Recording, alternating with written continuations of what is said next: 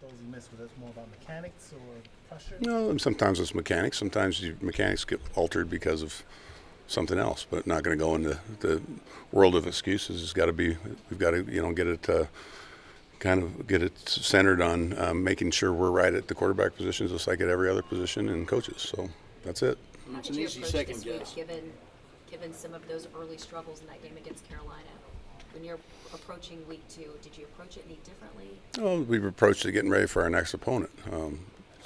They present unique and different challenges that our first opponent did as well. So just focusing on being better in our execution as a group and going out and really the biggest issue for us was we played behind the chains the whole game. And so that puts, if you want to put, added pressure on the ability to do whatever you want to do. You don't 2nd and 20 and 3rd and 20, you're not going to cut it. So that's probably our biggest approach is making sure we have a great mindset, staying ahead of the chains in this game. It's an easy second guess. You talk about first week and not being sharp. Would playing more in the preseason have addressed that at all? Oh, I don't know. I mean, some groups didn't play at all in the preseason. He practiced a lot, and you can look at it and go back and say, well, maybe if we played more. One of the issues was we had a lot of reasons why we didn't play more. Guys not being out there in game 3 and stuff like that. So sometimes you can't control that. Why didn't you talk after the game? I mean, why did you decline to talk after the game? Just frustration or? No, this is the day I talk on Thursdays. The head coach and Mr. Jones talk after the game. Players do. Part of it is you start having people talk after the game without having looked at the film and talked about whatever we're going to do. I think that's just more of a philosophy than anything. I was just like everybody else, wasn't real fired up about how we performed and wanted to look at the tape first so I could give you a really educated answer to a lot of the questions that are going to come. What did the tape show? It wasn't bad execution, especially on 1st and 2nd down. We've been a good first down team over the last 3-4 years. That's been one thing we've done well, is because we've been able to run it, because we've been able to do the things that you want to do on first down. You're in manageable situations. Between penalties and we got into some sacks that lost yards. I think we ended up with 6 penalties. 1 was declined, and the 6 sacks. We had probably more 2nd and longs and 3rd and longs I can remember, maybe since I've been here. So after looking at that, it really destroyed our rhythm, and you spent your whole game trying to get back on track. And we were discussing it, talking about it. Coach Nussmeier and I had a discussion. We go way back, and he was saying, it's hard to call a game from there. I said, it's harder to play a game from there. So we've got to be better on 1st and 2nd downs, so our 3rd downs are manageable when we have them. Is it more what it limits what you guys can do, or just makes it a whole heck of a lot easier for defenses? Well, you can ask defensive coaches, but I think they'd like to have the offense in 2nd and 20 and 3rd and 20. I think they feel like they got an advantage, and so I think it's a combination of both. Can you talk about what went into your decision to go up and call games from the booth this year rather than down? And just kind of everyone's thoughts on it. Yeah, for me, it's I spent half my career up there. Maybe some of you guys probably don't even know where I've been, but I spent a lot of my time, whole college career in the booth, and my 3 years in my Minnesota was up there. So we have a little different dynamic. I feel like Kellen's really good to be on the field like he's been with the quarterbacks, because he gets to go through those pictures. He's not distracted by me going down and talking to the line coach or doing all that stuff. So we get through the pictures better, I think. And I just feel like you can see the game there. It's a little bit new, just because I haven't been up there in a while, but I feel like you can see the game better. Probably didn't look like it last Sunday, but I feel like it's going to be an advantage at some point to be able to communicate with our, we got new coaches, and being able to be on the same line with everybody and talking to them. I don't have to run down here and run over here. So, have the crowd being a factor with your communication on the sidelines. Sometimes that's a lot easier to do if you're just doing it on the headphones. So there's a lot of factors there. So, but again, it's not something new for me.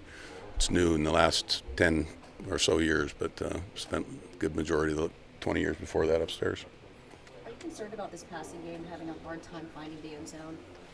Well, passing game, running game, we got to get in the end zone and score touchdowns and win games. So we've got to be able to get it all put together and certainly perform better. And I think, like I said, there's an easy solution is execute better and stay in more manageable situations. I think we're going to be able to put together drives and get the ball in the end zone. What's Dak been like this week? Been great. He's been he's focusing on getting better and all that stuff. But he's handling it like a professional, a competitor. He's not moping around, but you can tell he's determined and wants to be back on that field as soon as he can. And so just what you would expect. Dak is at his best. What does it allow him to be so effective at passing and running game?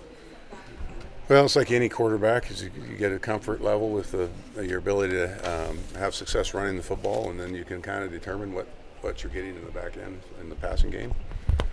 Feel like when you're doing those two things, starting with our run game, it puts him in a really advantageous situation, much like you saw his rookie year, and for the first probably 8 games of last year. So I think he's not unlike anybody else when you've got the balance to be able to do both, and he's upright. He's going to play better. Reaction when a guy like Troy was on the air talking about a lack of creativity.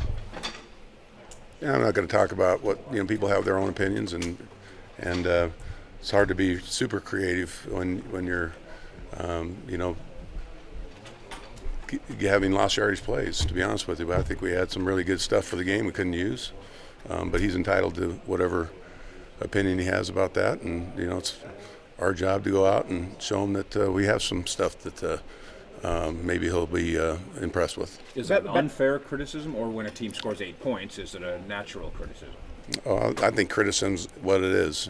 People can criticize people even on good days. So I've done this long enough that you can't worry about whether it's fair or unfair. Everybody's got a right to have an opinion about, what they're talking about. Certainly if an offense doesn't put up a lot of points, there's going to be criticism towards how we played, and we accept that and take on the challenge that we're going to go out and play much better in the next game. You talked about Dak's demeanor this week. Is it? How do you see it? Is he here early or staying later? Is anything about that? Oh, he's twice as determined. He's working twice as hard. The guy's always here early and staying late, and getting himself ready to play the game and get his last game behind him and get ready to play the next one. About what percentage of what you hoped to get to in that game you just weren't able to because of the situations? I don't know the exact, but it was high. Let's just put it that way.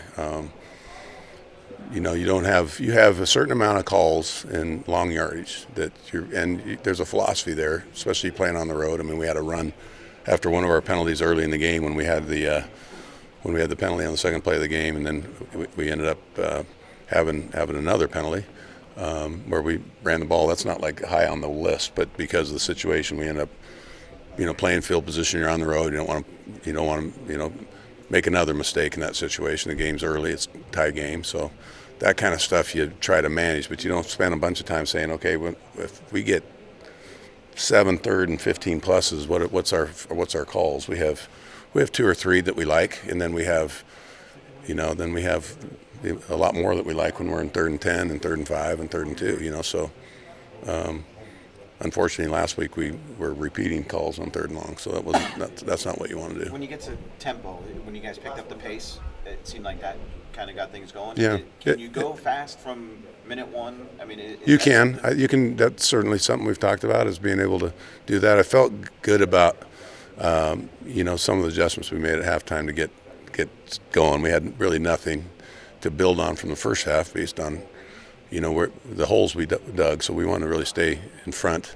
In the second half, we tried a couple things early, and then got into our tempo offense, which we have done. We mix it into our drives, and that's some of the stuff we were doing was meant to be mixed in the first half too. But they're not necessarily recovery type plays if you have like a sack or a penalty. So I think it helped, and I think you saw us settle in and get a little bit of a spark there from that. So being able to use that more and within all 4 quarters of the game is big for us.